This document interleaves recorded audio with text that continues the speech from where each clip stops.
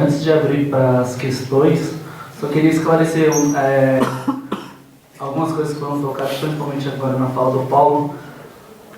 Essa questão das contradições que movem a história do Brasil e da América Latina, ele começou nas entrevistas essa discussão sobre as contradições.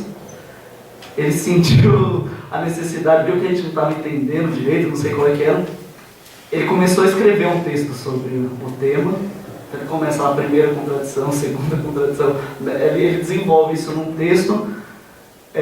Por conta da doença e por conta ele começou a ter problema de visão também, né? Ele não conseguiu terminar esse texto e o grupo decidiu, né, em discussões, não publicar. A gente pensou em ser apêndice do livro, né? Esse texto sobre as contradições, mas por enquanto ele está no stand-by. De repente a gente dá um jeito nesse texto e publica, mas o Vitor estava pensando nisso. Acho que nas entrevistas não ficou claro nessa questão da publicação. Sim. E agora eu fiquei pensando nesse episódio também da Revolução Francesa. Eu também não sei exatamente de que livro ele tirou isso, a informação que ele tirou, mas por conta dos estudos no grupo lá do grupo de estudos que a gente mantinha.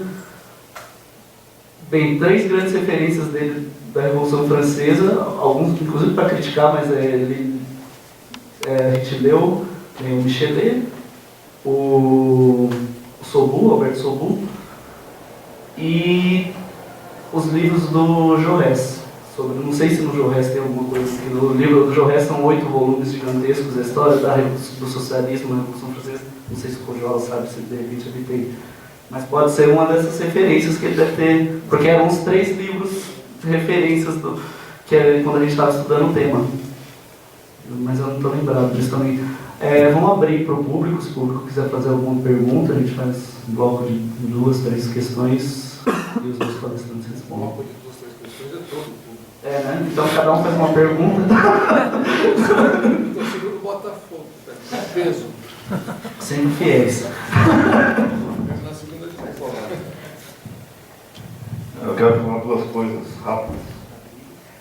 Primeiro, para esclarecer o episódio que o Cujó falou, o negócio vai agora fica para a história. Eu não participei da surra. Eu fui contra, na época da surra, fui voto vencido. Agora, o que ele deve ter confundido é que eu participei, eu representei o SI num julgamento, foi feito um julgamento. O PC, PCdoB, AP, fizeram um comitê para julgar a surra que o Paulo... A surra, porque o Paulo denunciou a surra para... E eu representei o SI, evidentemente negando que houve a surra. Agora, claro, eu não ia chegar lá e falar, não, batemos, não. Agora, ele deve ter confundido, porque aí era eu, mas eu não participei do ato. Essa é a primeira coisa. A segunda coisa é a seguinte... Espera aí, quem participou? Não, isso eu não vou falar. A segunda, você é fofoqueiro, eu não vou falar isso. A segunda coisa é a seguinte.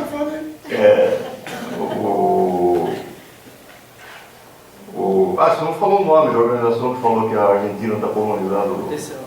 É o PCO? Ah, tá. Não, a segunda coisa é a seguinte. No que tange a essa questão que o Paulo levantou com bastante ênfase no final sobre o problema da militância, o Vitor fez uma formulação que não faz parte desse livro, mas vai fazer parte da social-democracia. Ele faz uma formulação que é muito interessante, porque até hoje não sabemos direito o que ele quis dizer com isso. Mas ele disse que Interlúdio deveria ser uma seita decente. O que é a seita decente, do ponto de vista do Vitor? Não é o partido de quadros tradicional, não é o partido organizado com consciência proletária, não é militantes eruditos ensinando o movimento popular o que eles devem fazer, mas é nessa linha que ele ressaltou várias vezes no texto, que eu não vou ensinar para os cubanos que os cubanos têm que fazer, embora eu discorde de tal concepção. Eu não vou ensinar para o MST como se luta pela terra, embora eu ache que é, etc. Eu não vou ensinar para os negros a questão das cotas, embora eu seja contra as cotas. Então é uma ideia de você fazer parte do movimento social geral, mas abrindo mão de uma concepção de vanguarda. O que para nós, que fazemos parte de uma tradição de vanguarda, é extremamente difícil. Por exemplo, eu assumi a atitude, eu sou contra a luta por cotas raciais. E uma vez eu assinei publicamente um manifesto contra as cotas raciais. E me arrependi amargamente. Porque esse manifesto acabou sendo usado, foi publicado na Folha, apareceu meu nome ao lado de Caetano Veloso, de Reinaldo Azevedo, e etc e tal. E eu achei isso o fim do mundo, eu fiquei envergonhado dessa história.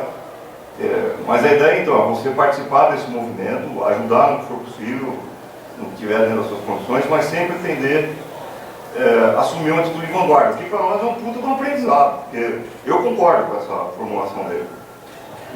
E acho que entendo mais ou menos o que ele quer dizer com seita decente por aí. E aí vai um convite, inclusive, o pessoal que está aqui, todo mundo. A partir do nosso site, que é Interludium, agora é Semap Interludium. Semap Interludium. Vai ser que tipo, clicar, se colocar interludium.com.br, vai. Nós vamos organizar várias atividades de instrução e formação, que inclusive vão implicar no futuro um mergulho nos arquivos do Semap, da história do movimento operário brasileiro e latino-americano, que já vão envolver a Isabel Moreira, ela já topou participar desse processo, junto com o Instituto Rosa Luxemburgo, o Rago, lá da PUC, topou participar desse processo. Então nós pretendemos desenvolver reflexões, inclusive a partir de provocações feitas pelo Vitor. Essa questão do industrialismo, ele fala mais do GV. O GV nunca foi, Getúlio Vargas nunca foi nacionalista. Ele foi industrialista. Eu fiz um teste já, eu tive alguns debates com pessoas que são notáveis, pesquisadores de Getúlio Vargas, e eu soltei essa formulação só para ver o que ia acontecer. Bom, é normal ter saltos na mesa quando eu falo um negócio desse, porque não, vai nacionalista, tal, não sei o quê, não, industrialista, aí começa o debate. E é muito interessante, porque, como disse o Pojol, isso abre avenidas de interpretação nova sobre a nossa própria história, etc. Então eu queria deixar aqui um convite para quem se interessar, acompanhar as atividades do site do Interludium e eventualmente se integrar à seita decente, seja lá o que isso quer dizer. Bom, é isso aí. Portanto, doutor Pojola, não fui eu. Fico feliz. Então quero saber quem foi. Mais alguma questão? Ponderação? Se tiver, eu tô fora.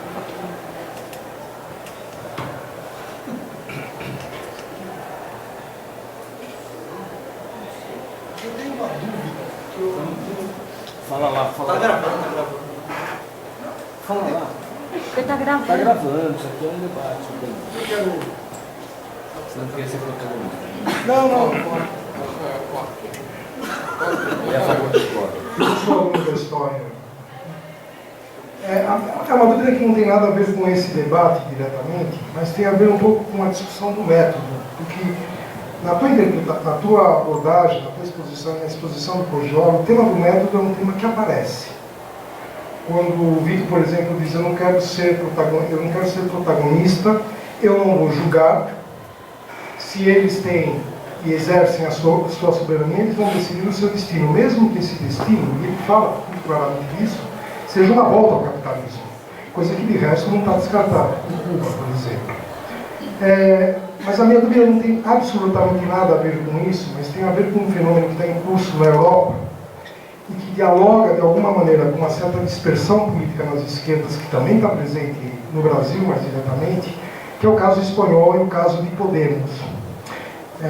Eu vejo isso muito mais como expressão da crise, de uma crise aguda, de contradições não resolvidas do Estado franquista, travestido de democracia parlamentar, se vocês quiserem, do que qualquer outra coisa. Do que um movimento político que expresse a vontade das camadas mais pobres e simples da população. Mas eu queria ouvir um pouco sobre este tipo de movimentação que está em curso na Espanha, mais fortemente, mas na França também, está presente em Portugal, se manifesta na Grécia, e que de alguma forma pode ser que esteja presente, porque as contradições movem a história, e a incapacidade da esquerda tradicional em dar uma resposta precisa, ou buscar apontar caminhos ou perspectivas, ou simplesmente instruir e dar independência ao movimento social, talvez leve a erupções desse tipo, a formações desse tipo. Então eu queria que vocês abordassem um pouco esse tema e ilustrassem como vocês o veem. Simplesmente isso. Não tem nada a ver, mas tem tudo a ver com o objeto da discussão.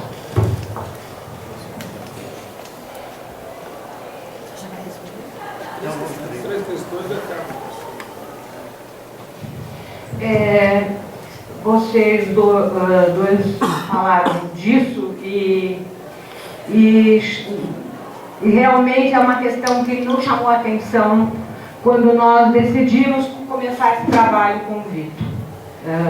Os ex-alunos e antigos militantes da USI.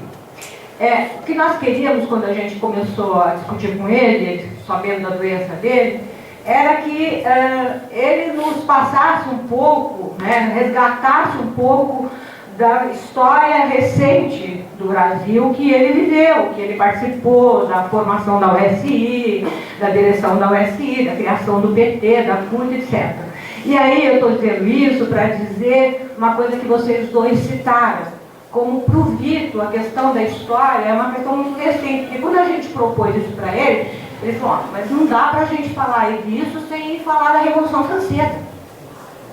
Entendeu? Então, nós todos que estávamos lá e propusemos isso, assim, mas como, Vitor?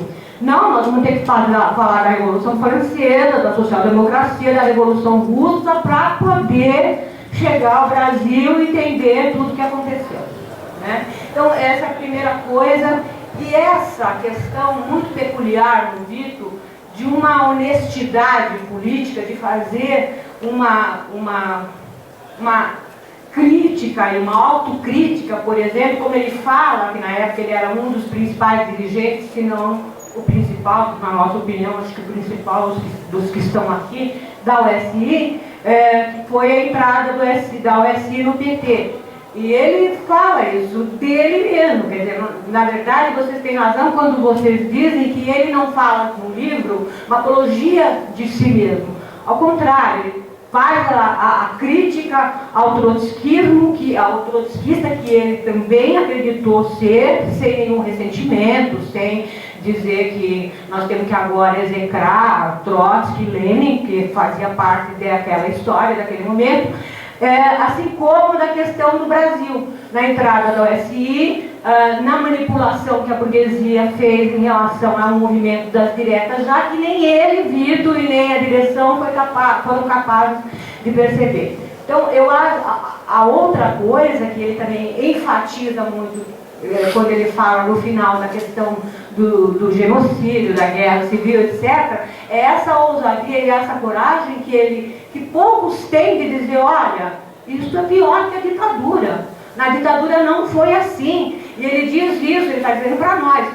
Se vocês não disserem isso, se nós não tivermos a coragem de dizer isso, podemos esquecer, vamos para casa. Porque nós temos que dizer isso. A ditadura não matou desse jeito. Entendeu? O Estado não estava armado na época da ditadura como está agora. Então, essa honestidade e essa proximidade política do passado é uma coisa realmente muito peculiar no Vitor, em toda a nossa discussão. Por isso fazia realmente da discussão um filme. Isso que você disse mesmo, era como se a gente estivesse assistindo um filme, assim, a Revolução Russa está se passando agora, o Partido Bolchevique está intervindo, então essa é uma coisa muito peculiar no Vitor, que faz com que a leitura e a conversa com ele fosse muito instigante.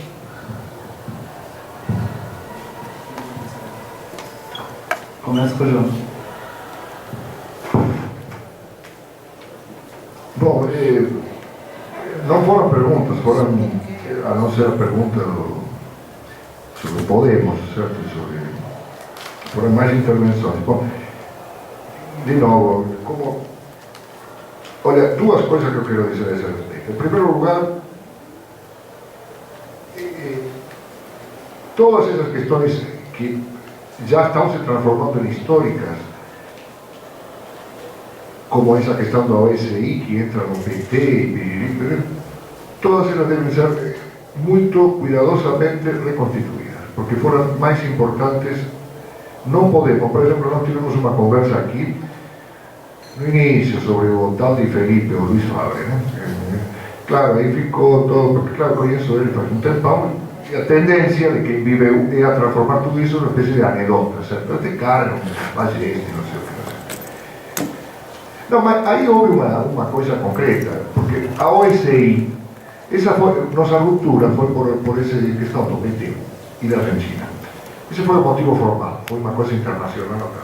Mas a ruptura aqui era que nós defendíamos que tínhamos que a questão do PT, que tínhamos que entrar no PT. E inicialmente a OSI era contrária, porque caracterizava que Lula, que era uma manobra da própria ditadura, certo? Mas não no sentido, atenção, porque essa coisa já existia. O PC dizia, o PCB, que o PT era uma divisão do Frente das Oposições, certo? Ou seja, que o MDB era a oposição e o PT dividia. Não era essa a crítica do trabalho, da OSI. A crítica do trabalho, o trabalho começou a existir antes que o PT, bem antes, inclusive, que o PT, que se falasse em PT, inclusive. Então todo o debate, porque falavam que Lula era um agente direto da ditadura, e era uma série de coisas que se falavam, e foi um grande debate internacional que ainda não está reconstituído, porque falavam a mesma coisa das comisiones obreras de Espanha, ou seja, que era uma manobra do franquismo, certo? E tudo mais, bom, tudo bem. E depois entraram. E dentro do PT se dividiram. Porque uma parte entrou na articulação do 113, comandada pelo inefável Felipe, onde estavam claramente uma série de pessoas, Palocci, blá. E outra não se manteve num grupo que hoje é muito pequeno. O fato desse grupo ser hoje muito pequeno e de que esses personagens que ficaram na articulação do 113 se dispersaram, não significa que naquele momento toda essa movimentação não tivesse aberto, como diz o Paulo aqui, uma virtualidade, ou seja, uma possibilidade que existiu realmente, certo? E pela qual nós quase nos demos tapas, certo? Porque naquele momento era isso, certo? Era isso no Brasil, e havia outra coisa semelhante na Argentina, e na Espanha, e em Portugal, e etc. É um grande debate, que nós temos que reconstituir. Porque esse debate é história. A editora Cairós pode ter sido uma porcariazinha, mas naquele momento não era uma porcariazinha. E outras, nós fizemos outras, a Nova Cidade do Homem, certo? E quase compramos a livraria da Cairós, né? Me lembro que fui lá para ver e vimos um local melhor, e a livraria ficava aí na Consolação, certo? Na Consolação com a Paulista, certo? E alugamos o local e criamos uma livraria chamada Belas Artes, certo? Que existiu durante um tempo, que expropriou o nome do... Bom, e tudo isso criou, tudo isso faz parte da história. E não fizemos parte da história, eu poderia contar toda uma série de outras coisas, etc. Bom, toda essa tradição está morta aqui. O Paulo fez uma provocação, tudo isso está morto. Bom, vamos lá, sim, está. Eu não contei a segunda anedota. Eu conheci ele pessoalmente, tive uma relação. Uma foi essa que eu contei, que foi público, e ele falou. A outra, acabei não contando, foi a seguinte. Eu voltava, não me lembro por que motivo, eu voltava de ônibus de algum local com Marc, que é François Chenet. François Chenet era de toda essa turma, digamos assim, só que ele era da França. Ele não era agora mais conhecido, mas naquele momento eu tinha feito ele publicar A Mundialização do Capital pela editora Chamar, que é um pouco aquela coisa. A Chamar, Cairós, Cidade do Homem foram todas editoras da esquerda, da tradição da esquerda militante, daquela tradição crítica militante, certo? Aqui o Flamarion, um aluno nosso, fez uma tese, certo, sobre as editoras de oposição, todas as coisas. Ou seja, tentava criar um pensamento crítico a partir de uma atividade militante. E foi uma coisa que dividiu muito, porque eu me lembro, por falar nisso, uma vez Florestan falou aqui no curso de Carlos Guilherme Mota, eu estava tomando contato com o Brasil. E ele trouxe Florestan para falar. E o Florestan não era ainda deputado, não tinha aquela coisa, mas já era um veterano. Então o Florestan falou o seguinte: qual foi o momento mais difícil da vida dele? E ele comentou con toda sinceridade e abertamente o momento máis difícil da vida dele tinha sido no final dos anos 40. Por qué? Porque ele era militante do Partido Socialista Revolucionario, que era a seção brasileira da Quarta Internacional, pretendía ser, que era dirigido por Herminio Saqueta, certo? Uma pessoa que é jornalista, Estado de São Paulo e tal. E havia outras pessoas importantes que tinham rompido com Mário Pedrosa, né? Que é outro importante intelectual que vem dessa tradição, porque ele vem dessa coisa da Quarta Internacional e tudo mais, que tinha rompido, porque Mário Pedrosa, por sua vez, tinha formado a vanguarda socialista, tinha rompido com Trotsky, se juntado com Norman Thomas, um socialista norte-americano, certo? Chapman, uma série de rupturistas, chegou aqui e criou, junto com outras pessoas, um jornal chamado Vanguarda Socialista. Certo? Esse Vanguarda Socialista tinha uma relação de irmão e inimigo com o Partido Socialista Revolucionário, que era dirigido por Herminio Saqueta, que era que tinha rompido com o Partido Comunista Brasileiro no ano de 1937, certo? Depois do ANL e de toda aquela história, tinha rompido com o partido, certo? E ele era o principal dirigente do Comitê São Paulo do Partido Comunista Brasileiro. Ele rompeu, a terminar de aderido à Quarta Internacional. Ele contou toda essa história, que está em livros de história atualmente, várias pessoas se ocuparam. A Isabel Loureiro fez a tese de mestrado dela, me lembro que uma das primeiras coisas que eu vi foi Isabel Loureiro, que era uma menina que eu conhecia lá de Buenos Aires, porque ela era a adolescente que era a mulher do Reinaldo, que era o principal dirigente de uma das organizações que vinha aí. Nós tínhamos democracia naquele momento, aqui era ditadura, então eles iam para lá, certo? Ia o Júlio Turra, né, que era Mauro Fagundes, né? E a Isabel, que era uma criancinha que ia lá com Reinaldo, certo? Que era a mulher dele, né? E a Isabel expôs aqui, com Arnaldo Montini, que acho que tinha orientado, sua tese sobre a vanguarda socialista. É uma tese importante que eu tinha, nunca publicou. Era um belíssimo trabalho. Eu tenho ela como coisa, mas por outra coisa nunca publicou. É uma tese sobre a vanguarda socialista. E Florestan comentou o seguinte: o momento mais difícil da minha vida foi em 1948 porque me ofereceram uma bolsa para ir no Canadá. E eu fiquei na dúvida, porque eu era militante do Partido Socialista Revolucionário, então o que eu faço? Fico aqui militando ou me desenvolvo academicamente? A bolsa no Canadá era uma maneira de entrar no grande mundo acadêmico, pelo menos era uma porta aberta para o grande mundo acadêmico. Ele já estava na USP, mas estava na USP como, tipo, não sei, um cargo menor, não sei, assistente de alguma coisa. E lhe ofereceram uma bolsa para ir no Canadá. E disse que ficou em crise, porque o que eu faço? Abandono a militância ou vou para lá, no Canadá, onde ele, finalmente foi, certo? Se envolveu com toda a sociologia norte-americana, ele pegou toda essa cultura e depois funcionou Weber, a sociologia norte-americana e o marxismo que ele tinha aprendido no Partido Socialista Revolucionário, numa coisa, uma mistura peculiar que ele incorporou estudando especificamente os problemas brasileiros, certo? E daí que deu a Revolução Burguesa no Brasil, o capitalismo dependente no Brasil, que tudo isso dessa função, certo? Onde ao mesmo tempo deu a função social da guerra nos Tupinambás, certo? A integração do negro na sociedade de classes, e de outro lado, uma tentativa, que eram trabalhos mais acadêmicos, embora acadêmicos no sentido que buscavam um tema mais concreto, digamos, dentro do cânone acadêmico mais típico, e aqueles outros trabalhos que não são acadêmicos. Capitalismo de... Por quê? Porque não é o que a academia te leva a fazer, não é o que a academia te cobra. São pensamentos gerais, ideias gerais, etc. Bom, ele ficou em crise vários meses, não sabia se aceitar, se não aceitar. Diz que me tirou da crise foi Antônio Cândido, porque falou comigo e me disse que eu deveria ser, que eu poderia ser um intelectual orgânico da esquerda, da classe operária, e que essa coisa que eu fazia no Partido Socialista Revolucionário, que era uma atividade muito limitada, porque era um partido pequeno, certo? Era como todo, a vanguarda socialista também era pequena, não é que fosse grande força. O Partido Comunista Brasileiro era a única força importante nesse momento da esquerda brasileira. E então eu fui lá e então aceitei a bolsa. E fiquei vários anos lá, depois voltei aqui. E já voltei com um desenvolvimento. Ele se desenvolveu academicamente, mas ele não se esqueceu de tudo aquilo. E ele tentou fazer, porque depois voltou. Foi o trabalho que impulsionou. Me lembro quando foi lançada a candidatura a deputado de Florestan Fernandes, que ele arrasou, certo? Que teve um monte de votos. que o aparelho do partido de articulação lançou ao BEFOR, certo? E o BEFOR ficou, e fizeram um ato, estavam aqui BEFOR, Florestan Fernandes, e quem presidia o ato? O trabalho. A OSI, non so che non con esse nomi, certo? O trabalho, que non mi lembro quem era, estava Cleusa Turra, presidindo, e a dois candidatos, que o PT que eran BEFOR e Florestan. BEFOR, que era o candidato que vinha, era o secretario geral, e Florestan que voltava a política directamente, que pegou, olha, estou tentando dar uma contribuição, não sei o que, bueno, veio a votação, Florestan te dice, la cuarto, 400.000 votos, BEFOR te di 12.000 o 15.000, y Florestan foi ser deputado federal y BEFOR ficou con raiva.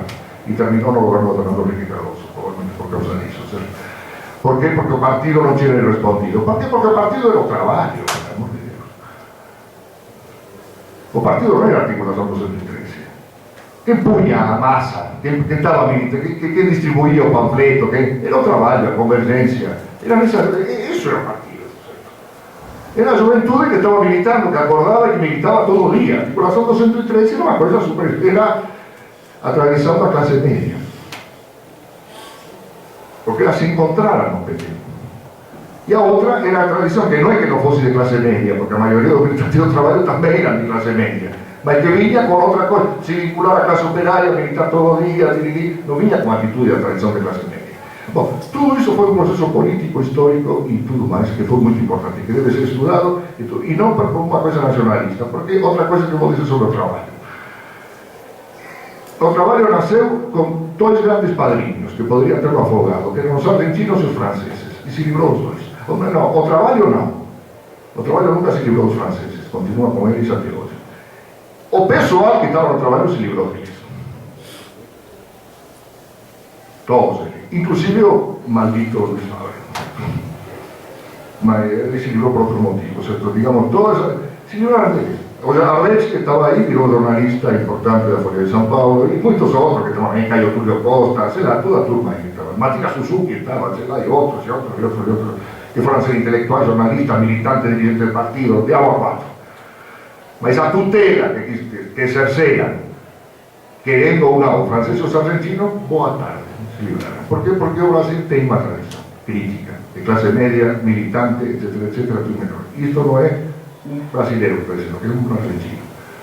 Porque os franceses e os argentinos tenden a subestimar, certo? E subestimaram ao Brasil. Os dois subestimaram, certo? Tanto os franceses quanto os argentinos. Se deram mal. Bom, tudo isso é uma história que ainda não foi reconstituída. O livro ajuda.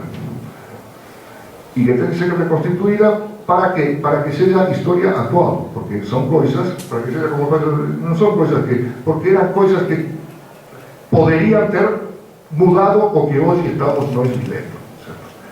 Não teríamos chacina na rua, não teríamos Candelária, não sei o que teríamos. Certo? Teríamos outra esquerda, isso com certeza. Não sei que tipo de poder político teríamos, mas não teríamos esta esquerda que nós temos atualmente. Está morta. Bom, aí vamos ver. Eu vou deixar essa questão em aberto porque não posso fazer mais. Quero contar duas coisinhas, simplesinhas. Segunda vez, eu voltei com Marc, com François Genet, sei lá, de Pindamonhangaba, não sei de onde que era, de Chivinha, que tinha falado de alguma coisa, e estávamos esperando no terminal de ônibus, o Vito Letícia, e o outro personagem importante, que era o que sim representava, que era o Sérgio, que se chama Victor Leonardi, que virou, bom, historiador, escreveu junto com Paulo Sérgio Pinheiro, com a indústria da história do trabalho, depois virou, escreveu livros importantes sobre o Nordeste, Paraíba, etc. Virou historiador, todo trotskista vira historiador, ou é historiador ou vira depois, e tudo mais, certo? Na Argentina é a mesma coisa, não pensa que é diferente. Os historiadores argentinos que todo mundo discute agora são todos trotskistas, os Abelardo Ramos, Michel Espeña, etc. São todos trotskistas. E nos juntamos, chegamos aí na terminal e começamos, que ponto em comum nós tínhamos? Todos éramos ex-lambertistas, só que tínhamos rompido com o lambertismo em circunstâncias e momentos diferentes, e por motivos diferentes. Genet, Victor, certo? Victor Leonardi, Sérgio e eu. Sim, já falávamos um pouquinho, a conversa foi melancólica, isso é verdade, porque cada um xingava o lambertismo, o único ponto em comum que podíamos discutir era xingar o Lamberto, certo? Só que cada um xingava por um motivo diferente, e realmente é uma coisa morta. Isso está morto. Essa coisa sim está morta. Agora, está tudo morto. E cuidado com os cadáveres, Podemos. Bom, não vou falar de Podemos e tudo mais. É um fenômeno que se repete. Já foi conhecido pela França, com NPA, Novo Partido Anticapitalista, teve um monte de votos, com Olivier de Sancenot, que era um trotskista, e agora está visto, bom, Syriza na Grécia e tudo mais. Os dirigentes de Podemos, eu tentei ver o que era Podemos, e uma coisa, não consegui, não sei direito o que é Podemos, não vou dar uma aula de Podemos, não sei, certo? Não estive na Espanha, não acompanho nesse detalhe. Mas a uma coisa que eu retivo foi o seguinte: os dirigentes de Podemos são todos ex-quadros do Partido Comunista e do Partido Socialista Operário Espanhol, são todos, não são, aí não é interessante. Pode ter rompido com essa o que seja, autocrítica, não sei, qualquer coisa, certo? Mas todo vem aqui. E por isso que você sabe fazer política, certo? Não são gente que surgiu. Podemos é visto como a expressão do movimento dos indignados. Se tudo bem, pode ser a expressão do movimento da base social que se movimentou nas ruas com esse movimento que meteu centenas de milhares de pessoas, Madrid, Barcelona, que são os indignados. Mas quem está aí de candidato, que está pondo a cara na televisão, que está pegando votos, são todos gente que vem dos dois velhos partidos, Partido Comunista e Partido Socialista. E eu quero ver de que corrente dentro desse partido vinha. Porque não seria para nada surpreendente que eu descobrisse 4 ou 5 trotskistas no meio que faziam entrismo dentro do Partido Comunista. Mas está lá, o NPA está dentro do Podemos. Não, o NPA pode estar dentro do Podemos, mas não deve ser grande coisa, certo? Não é nada. Não sei, quero ver os outros, certo? Porque o artista famoso também tinha dirigentes dentro do Partido Socialista Espanhol. Marc Gené era o responsável no partido porque por Lionel Jospin, e me contou toda a historinha, que depois virou primeiro-ministro da França, dentro do Partido Socialista. Bom, agora sim, tudo isso, claro, contado assim, mas tem que ser reconstituído para quê? Para fazer história, ou seja, para tirar conclusões, para fazê-lo reviver, não para contar anedota de que não, para tirar fortes, grandes conclusões universais que sejam históricas, filosóficas e políticas para o futuro. Essa coisa pode estar morta, pode ser, mas, para concluir, somente haverá futuro se pensarmos essa coisa que está morta. E se pensamos a partir dessa coisa que está morta. E dessas duas tradições, e dessa possibilidade de se juntar essas coisas e tudo mais, porque é o que nos permite pensar o futuro. Somente podemos pensar a partir daí, porque morto ou não é apenas passado. É o passado, especialmente no Brasil, de coisas que puderam ser e não foram, e de coisas que, embora derrotadas no seu momento, continuam presentes como problemas de hoje, certo? Bom, Vitor Letícia, que lamentavelmente morreu, nos ajuda a pensar dessa maneira, certo? Eu acho que faz muito bem ele nos fazer reviver, certo? Canudos, como se Canudos estivesse acontecendo hoje. Porque ele dá uma grande contribuição fazendo isso, porque é dessa maneira que nós temos que pensar o Brasil, a América Latina, certo? Para abrirmos um futuro. Essa é a minha opinião, mas eu sei que isto é muito... Não explico nada com isto, certo? Estou dando apenas um posicionamento, não apenas o fundamento.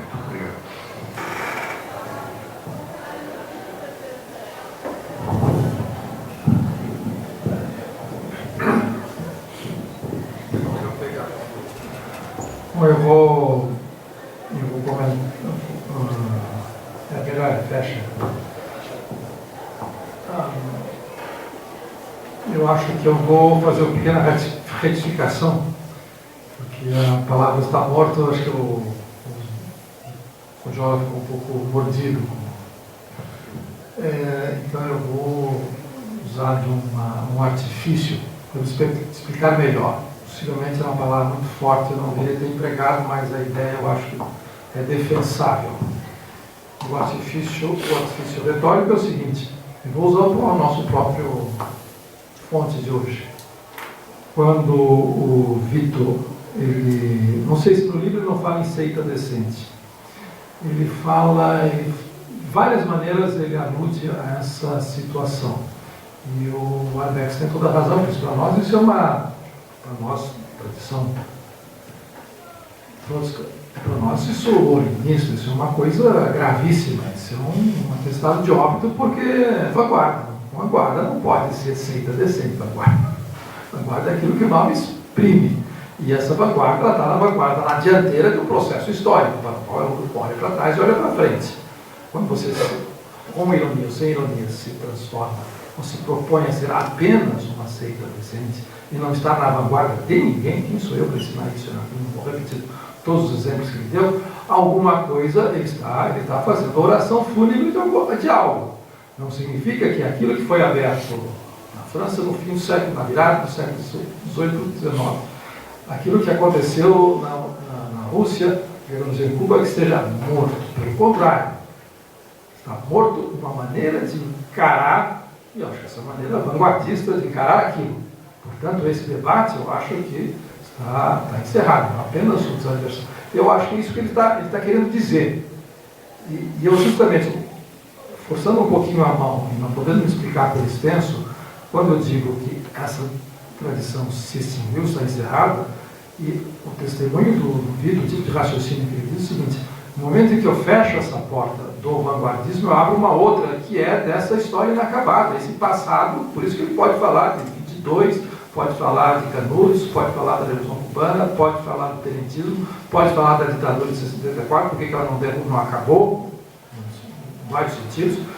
Isso aqui, então, Kronstadt, que fala longamente sobre Kronstadt, nada disso está encerrado. Está encerrado a leitura vanguardista disso. Se nós quisermos levar a sério o que ele diz sobre seita decente. Aqui no livro, até onde eu me reconheço, me lembro do que li, muito rápido, mas ele fala, de vez em quando ele fala em corrente. Nós iremos constituir uma corrente e ocupar um lugar. E estar nesse lugar. As metáforas espaciais deles são muito curiosas. Eu estou levando a sério alguém com experiência militante e reflexiva dele. Essas metáforas espaciais são o seguinte: é como se tivesse um lugar onde tem uma correnteza. Está escrevendo uma correnteza, uma corrente. Corrente é correnteza, é um rio. Então, a única coisa que ele preservou deste passado, que eu precipitadamente encerrado, é que ele continua fluindo. Mas nós não sabemos direito para onde ele está indo, portanto não somos mais vanguarda. Sabemos das cabeceiras, dos mananciais, o que tem de problemático, que não foi resolvido, que nós precisamos reinterpretar de maneira ativa, atual. E nós temos que apenas saber o quê? Nos colocarmos nessa corrente por onde as coisas vão passar. É isso. Eu entendo essa seita decente, não é assim, olha, vamos nos transformar. Nós temos um coletivo de múltiplas cabeças, tendências, assim, porque temos um passado comum sobre o qual nós fazemos uma meditação, às vezes definitiva, às vezes não. E, em nome dessa identidade, nós nos formamos uma seita decente, nós somos um coletivo, que está num lugar. Nesse lugar eu estou apostando que as coisas vão passar por aqui. O PT esteve num lugar assim, passou e perdeu a ponte. Está encerrado. Isso é um assunto, isso é encerrado. Ele avança aqui, imagino que está falando em 2010, 2011, 12, ele diz o seguinte: o PT vai se esfacelar. Ele está prevendo o que poderia ter acontecido agora. Eu acho que deveria ter, pelo uma chance histórica. Se eles se esborrachassem agora, seria uma janela que ia se abrir. Não sabemos qual, não fala não. Então ele está dizendo, mas esse cedo ou tarde ele vai se esfacelar. E os cacos não dá mais para se recompor. Mas o lugar desses cacos é um lugar onde as coisas vão se passar. E nós deveremos estar presentes ali na hora que ela se passar. Isso é a seita decente. E a seita decente significa o quê? Por que ele usa seita? Agora estou interpretando, abusando, não sei. O mote que deu foi o Avex agora. Por que ele usa seita? A seita significa que tem ideias a respeito. Então, assim, ideias sectárias. Ideias sectárias porque estão a contracorrente. Ou muito afastadas. Nesse momento, acho que é bom ser sectário. Sair um pouquinho da correnteza, do mainstream. Tem ideias, assim, muito escandalosas, não sectário no sentido dogmático. Mas pensar a contracorrente, pensar diferente. Mas está num lugar em que você desconfia que as coisas vão passar. O que é nesse tremendo buraco? Que será a ruína do PT, que vai acontecer. Não é apenas 70 mil cargos que vão desaparecer, 7 mil cargos que vão desaparecer. O edifício todo vai desmoronar. Isso é muita coisa. Isso é muita coisa. Ele aponta várias tendências, os que vão aderir, os que vão simplesmente abandonar a política e os que vão tentar fazer alguma coisa. Esses que vão tentar fazer alguma coisa, é necessário que eles encontrem alguém que ficou ali naquele lugar. e pensando coisas exóticas. Mal comparando, essa é uma ideia, não estou comprando todo o pacote, mas acho que é uma ideia muito interessante do Perry Anderson, que diz o seguinte: ao contrário da tradição materialista, as ideias contam sim. O Jorge está falando, decisões, escolhas, ideias, pensamentos, contam sim, pesam no processo histórico. Ele tem uma interpretação muito peculiar do sucesso do neoliberalismo enquanto doutrina. Eu não compro todo esse pacote, mas não vem ao caso. É uma coisa, mas aí, a sugestão dele é interessante, eu acho que explica muito o que significa constituamos-nos como uma seita decente. Decente significa que não transige. Ponto. É isso que está dizendo. Tem baixaria aqui. Não é. Faltando sobre barbárie de nada, não entendeu o quê?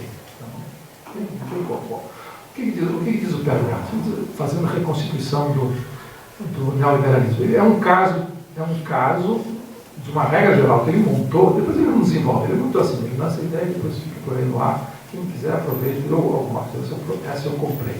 Ele diz o seguinte: as ideias contam e elas modificam o rumo de processos históricos da maior importância. Essas ideias são sempre escandalosas, as pessoas ficam chocadas quando ela aparece. Foi assim com o iluminismo no século XVIII, na França e na Inglaterra. Em pleno antigo regime, no feudalismo, você falar que todos os homens são iguais é uma coisa de louco, não pode falar. Então tinha uns caras loucos, libertinos, ateus, filósofos, no sentido francês do termo, que falavam essas coisas na França, nos Estados Unidos, na Inglaterra, por aí, na Alemanha até, e diziam essas coisas malucas. Os aristocratas ficavam fascinados com isso, parecia deboche, parecia libertinagem. Oh, imagina só, dá para fazer blasfêmia, ofender a igreja, profanações e tal. Era libertinagem, então tinha um grande sucesso de público no topo da sociedade. Num determinado momento, estou simplificando, mas a ideia é, num determinado momento, há uma convulsão social que abala os fundamentos desse antigo regime chamado Revolução Francesa, que se espalha por toda a Europa e vem abaixo, na qual se superpõe várias revoluções. Começa com o Marco Camponês, tem uma rebelião na aristocracia, depois tem uma revolução camponesa, tudo menos burguesia revolucionária, isso é um mito. Mas abre-se uma brecha na história, e essa brecha é interpretada por essas ideias malucas. Essa ideia maluca começa a aparecer igualdade, fraternidade, liberdade, por exemplo, que aqueles caras que eram apenas filósofos abstratos, que pensavam aquelas abstrações que estavam longe do Estado, a interpretação do Tolkien, começam a funcionar e explicam o mundo que está acontecendo, o mundo que se abriu. Bom, dizer, a mesma coisa, continua o Perry, foi com o socialismo. Quando o socialismo apareceu no fim do século XIX, na segunda metade do século XIX, também era uma aberração. O capitalismo ia de vento em popa e vinham os malucos que estavam lá, era uma seita. Clandestina, inclusive, naquela sociedade secreta, dos trabalhadores franceses, ingleses e tal, e diziam, olha, essa prosperidade, de fato, é real, as forças produtivas estão crescendo de maneira exponencial, mas vocês estão produzindo os coveiros desse troço por tais e tais razões. O que era uma abominação. Então, esses esfarrapados vão nos enterrar, vão nos jantar, vão nos almoçar e jantar, vocês são loucos, os caras ficam fazendo essas, se organizando em função dessas loucuras, mas no subterrâneo, de certa maneira. Eram ideias que ninguém comprava, ninguém insensato, civilizado, educado, cultivado, progressista, naquele momento comprava isso. Aí veio uma guerra mundial, abriu-se uma brecha, e 40, 30, no fim da Segunda Guerra Mundial, era, de certa maneira, um pensamento hegemônico no que havia de vivo no planeta. Bom, a contracorrente. Ele conclui dizendo o seguinte: o que foi o neoliberalismo? No seu núcleo doutrinário. É uma seita indecente, porque sou milionário americano e financiava. Era uma seita que se reunia num lugar na Suíça, no Monte Peleron, e que se reuniam todos os anos para trocar figurinha e falar mal do keynesianismo, da social-democracia, do welfare state, de tudo que tinha acontecido depois da guerra, uma derrota do fascismo. E, enfim, uma sociedade de molengas e parasitas, e muito poder para a classe operária, não dá para negociar, e que cedo ou tarde essa farra ia acabar, porque era contra os fundamentos lógicos do capitalismo. Aí todo mundo achava que era folclórico. Todo mundo de esquerda, centro e direita era keynesiano, ou na periferia desenvolvimentista. Está encerrado o assunto. Esses malucos ditos neoliberais, na época, invocavam, nem invocavam tanto assim, era uma maluquice completamente. A contracorrente era literalmente, durante 30 anos, uma seita de lunáticos. O Tribunal do Milton Friedman foi só para provocar, porque ninguém comprava aqui. Num determinado momento, o capitalismo dá uma reviravolta, o valor deixa de se autovalorizar sozinho, tem uma reviravolta financeira, não vou repetir uma PC e tal, abre-se um rombo, e o keynesianismo, o desenvolvimentismo, o progressismo, vai pelo ralo, e entra em cena aquela seita. Claro que ela entra em cena não de graça, ela não cai do céu, ela se organiza, ela ocupa poder, ela conquista estados, ela influi em mecanismos internacionais, ela orienta o processo de acumulação, mas era uma seita de lunáticos que estava lá no lugar. Cedo ou tarde, essa corrente vai passar por aqui, esse troço vai desabar e nós estaremos aqui. É o que o Pedro Anderson está dizendo. Eu acrescentaria um quarto exemplo que ele poderia ter acrescentado lá no início. Lá no início, você vê, no Império, você pensa, aí os alunos do lado da cadeira, pensando que a história é a história. Pensa no Império Romano. Você pensa no Império Romano, absolutamente patriarcal e sanguinário. Aparece nas catacumbas, uma seita e começa a falar em paz. Uma coisa absolutamente impensável, é blasfêmia, é louco. Falar em paz. Embora existisse a expressão Pax Romana, um império militar, sanguinário, cujo reality show se passava com uma arena, que as pessoas se matavam com gladiadores, você fala, era só sangue, você fala em paz, em alguma coisa chamada caritas, amor, ágape. Bom, esses caras, depois quando ruiu, graças a N casos, porque não sou eu com explicações da decadência do Império Romano, quando o negócio desabou, esses malucos estavam lá em cima, entraram em cena. Então, essa seita decente, ela tem que ter ideias contra a corrente nesse momento, mas a única coisa que ela se atreve a dizer é, vai passar por aqui. Mas para saber que vai passar por aqui, eu tenho que dizer, a história lá atrás é minha contemporânea e não se encerrou. Os erros da Revolução Russa, calamitosos, tragédias, é parte do presente. Então você tem uma espécie de presente que vai até lá o fim. Como esse presente vai até o começo, a ideia de vanguarda, aí sim, acabou. Não tem como. Porque na época em que havia vanguarda e havia processo histórico cumulativo, você podia dizer perfeitamente a gloriosa Revolução Francesa, como a não tão gloriosa, mas igualmente gloriosa, Comuna de Paris, a Revolução Soviética, Stalingrado, são degraus num processo ascendente, mas estão lá atrás, é passado, encerrado. No momento em que isso desaba, esses degraus começam a se movimentar e passa a ser história viva. Por isso eu não estou me contradizendo dizer que morreu, pelo contrário. Quando a ideia da tradição, quando a tradição crítica brasileira entra em pânico, começa a ratear, e começa a dizer besteira, como é o lulismo, é a resolução dos impasses do imor tempo, tal como Caio Prado formulou. Porque está incluído no Bolsa Família, o que eles chamam a ralé colonial, porque estava fora do mercado internacional. Quando chegou aí, é o epitáfio, aí já é bobagem. Bom, quando ela se encerra, significa que os degrauzinhos da construção nacional, dessa tradição crítica, por mais brilhante que ela tenha sido ao fazer o diagnóstico que eu recapitulei, está encerrada, bateu no teto, acabou. Eu posso dizer, no meu caso, acabou, morreu. Passou dessa para melhor, coberta de glória, são clássicos imortais, tá bom, mas encerrou. No momento em que essa escadinha ascensional de formação daquilo que a tradição militante está chamando de nação, que é uma coisa diferente, ela passa por várias revoluções, quando ela terminou, eu tenho chance de fazer uma releitura, não uma releitura, mas é um termo muito acadêmico, eu tenho chance de recapitular esse passado de uma maneira ativa. Daí a sedução que o Vitor diz, não, mas o pseudo-marxista não trouxe, não entendeu o tenentismo, não entendeu o Canudos, não entendeu o 22, então o que ele entendeu?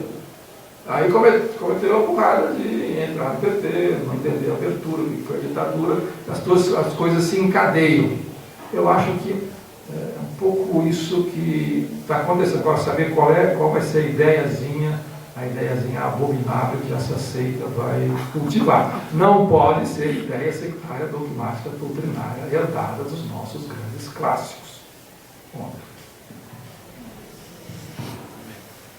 É isso, né? Não sei se alguém tem mais alguma consideração, alguma pergunta. Ok, né? Acabamos aqui com... Né?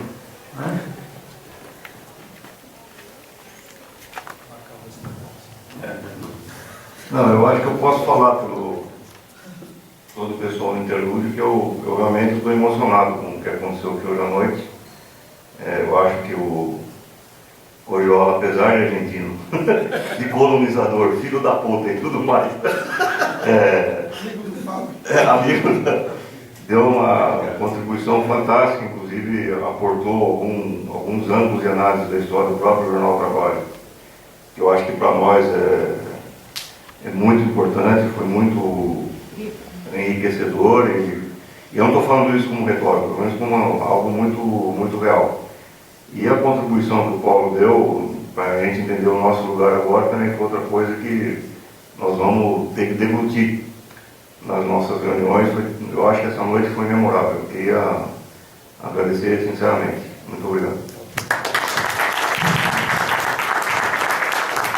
Acho que o Arbeck já agradeceu pelo grupo. Faço minhas palavras também. Minhas também.